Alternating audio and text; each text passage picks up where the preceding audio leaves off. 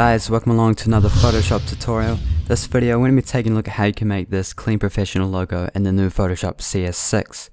As always, if you don't want to follow along with this tutorial, there's a link in the video description where you can download the template for this, and there's also a few templates for other logos and other tutorials that I've made, so be sure to check those out.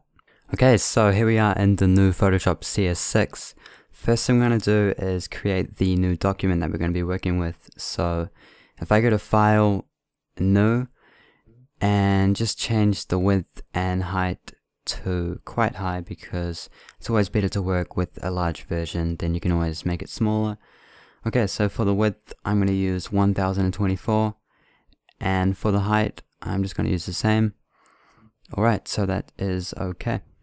Right, now we have our new project, so the first thing I'm going to do is create the background gradient. Just because it looks a little better than if we go for the default white. You can always hide the background layer if you're going to save it for a watermark, and I'll go through that at the end after we're done with creating the logo.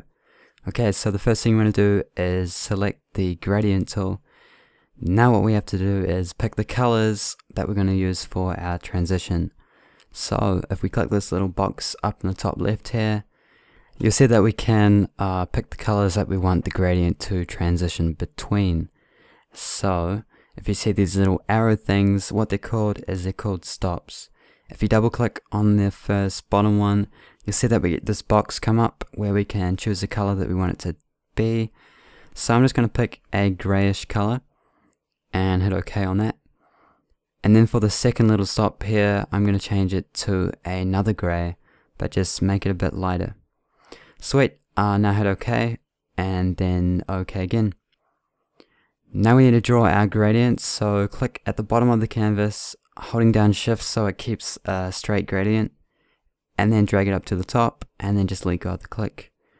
Okay, now let's get on to creating some shapes. So, if I right click the shapes tool here, and then choose the ellipse tool, before we start drawing our shape, it's probably best if we set up some guides so we can see and position everything in the right places. If you press Ctrl R on your keyboard, you should see these rulers on the side pop up. If you click on one of the rulers and then drag outwards, you should see this little tealish guide if you haven't changed the color, but yeah, default it's teal. So you just want to kind of drag this into the middle of the canvas, and then it should just kind of snap into place. Now you just want to do the same with the other side. Awesome, so now we've got our guide set up, let's get on to creating the shapes. Okay, with that ellipse tool that we selected earlier, click in the center of the canvas where we just marked out with our guides, and drag out a little bit, and then hold down Alt and Shift. You'll see that the shape extends from the center, and it is a perfect circle. Just keep on dragging until it's almost at the edges, and then you can release the click. Now, because we're going to be making a few shapes, you probably want to change the coloring so we know which shape is which. If you click this little fill box up here, you'll see that we can change the color. So I'm just going to choose a dark gray. Awesome. Now if we duplicate this shape layer, you'll see why we're going to do that a bit later on, but just duplicate it by right clicking on it and then clicking duplicate layer. Okay, so now I'm going to cut out a bit of the shape to create that ring around the edge that we saw earlier. So to do this, I'm going to choose the subtract front shape from this first little drop down here. And then you just want to click in the middle of the canvas again, hold down Alt and Shift, and then drag it out so it's just a little smaller than that other circle that we made earlier. Sweet, now let's change the color just to a lighter gray with that same color box there. Okay, now we've just got one more shape to make, so if we go back into that drop down list again and make sure you've chosen to create a new layer. Now just click in the middle of the canvas, hold down Shift and Alt again, and then create another circle a little smaller than the previous one, like that. Awesome. Cool, now let's get on to creating some styles. If you double click that ring layer that we made, should be the middle one, it'll bring up the layer styles window, and from here you want to check the inner shadow, gradient overlay, and drop shadow. Now if we click on the inner shadow text, it'll just change the menu to that inner shadow menu. And to create a little highlight, I'm just going to change the blend mode of this to normal, the color to white, the opacity to 100%, distance to 5 pixels, size to 5 pixels, and that is all for the inner shadow. Now you just want to choose the gradient overlays. So once you've done that, just click on the little gradient box there, and we're going to make a grayish gradient like we did kind of at the start. So for this first stop, choose a light gray, and then for the second one, choose a little lighter gray. Cool, now we've done for the gradients, so click OK on that, and then choose the drop shadow style. And all you want to do in here is change the size to about 20, and the rest should just be fine. So now we're done with the layer styles, just hit OK. Okay, so now instead of doing the whole thing again on the center shape, it's probably easier if we kind of copy and paste the layer styles. So you can do this by right clicking the layer that we just put those styles on, and then choosing copy layer style. And then if we go right click the one that we want the styles to go onto, and click paste layer styles, and then it'll just paste those styles onto there. Now here's where we can change the color of that background shape. If you select the shape layer and then choose that fill box at the top left, you can pick the color that you want to change the shape to. So I'm just going to change it to a lightish blue, and you'll see that changes as we change the color. You can of course change this to any color and customize it to your own likings. Awesome, so I think that is it for the shapes. So now we're going to move on to the text. So let's right click the text tool and then choose the horizontal type mask tool. Click outside of the shapes and then type in the text that you want. I'm going to use the letters D and 3. And now I'm just going to change the font to a font called Dodger Condensed. There'll be a link in the video description if you want to use this exact font. And that's looking a bit small, so I'm just going to change up the size by clicking on that little T there and then kind of dragging it to the side. And then to move it, if we hold down Control on our keyboard and then just move this little bounding box, you see that we can position and resize the text as well. So I'm just going to make it so it goes a little out of the shape. That's fine because in the end it'll kind of connect with that little blue part in the background there.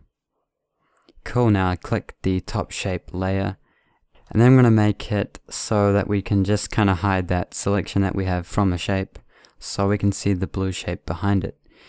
Easiest way to do this is since we've got a selection, if you hold down Alt and then click the little add layer mask button down here, you'll see that we can hide the text from the shape, which is pretty cool. So now if you want to reposition the text a little bit more, you can click this little chain here just to turn off the lock, and then you can select the layer mask and then choose the move tool, and then you can reposition it by clicking and dragging or just using your arrow keys on your keyboard. Sweet, so that is pretty much it for the text. Now I'm just going to make this look a little better by adding a few highlights and stuff like you saw in the preview I showed you. So if you hold down Control and then click on this colored shape background, we can make a selection from it just so our highlights don't go outside of the shape. And now you just want to create a new layer by clicking the new layer button so we can put the highlight on its own layer. And you just want to make sure that you have that above the colored layer. Now we're going to use the brush tool to make this highlight. So if I choose the brush tool, and then in the canvas, if I hold down Alt and then use my right click button on my mouse, and then I drag this horizontally, you'll see that we can change the size. And if you do it vertically, you'll see that we can change the hardness of the brush. So if I make this about half the size of the shape, and you just want to make sure that you have your white set as your foreground color, and then just click. And if you want to change the layer mode of that to overlay, and if you want to make that highlight a little more or less visible, you can either duplicate it to make it more visible, or you can just lower the opacity to make it a little less visible. So now we've done with that. Now if you want to add some additional gloss similar to the last thing we did but a little different, you just want to create a new layer and make sure it's at the top of the list, and then make sure that you've got the selection of the blue shape again just by holding down Control and clicking on that blue icon. Now we only want this to cover half, so if I choose the marquee tool, which is this one up here, hold down Alt to kind of get rid of the part of the selection, and then I drag this to about half of that little circle there, and then it's just going to remove half of the circle. So if we set white as our foreground color, and then I hold down Alt plus backspace, it's just going to fill the selection to that layer. Now if you just want to change the layer mode to screen, and then you can lower the opacity to your own liking. You can always change the color by double clicking this blue shape icon and then just picking a new one. It's just going to update live, so you can kind of go through, pick the best color that you want that's going to suit your logo. Okay, so now we've basically finished the logo. If you're wanting to save it as a watermark so you can kind of put it on your videos or use it as something else, then you just want to hide that background gradient that we made at the start just by clicking this little hide button or that little eye there that we see beside the layer. And now if we go to File and then click Save, if you change the file type to PNG, which will keep the transparency, and then just hit save, and then we're done. So thanks for watching. If you like this video, be sure to click the like button below and add it to your favorites, share it with your friends, and leave a comment below telling me what you thought. As always, if you want to see more tutorials that I upload, be sure to click the subscribe button as well. Just one more thing as well, if you want to follow me on Facebook and Twitter, basically you'll be able to keep up with all the updates, tutorials that I'm making when they're coming out. You can also submit tutorials that I might create in a future video, so be sure to like me on Facebook and follow me on Twitter. Links are in the video description.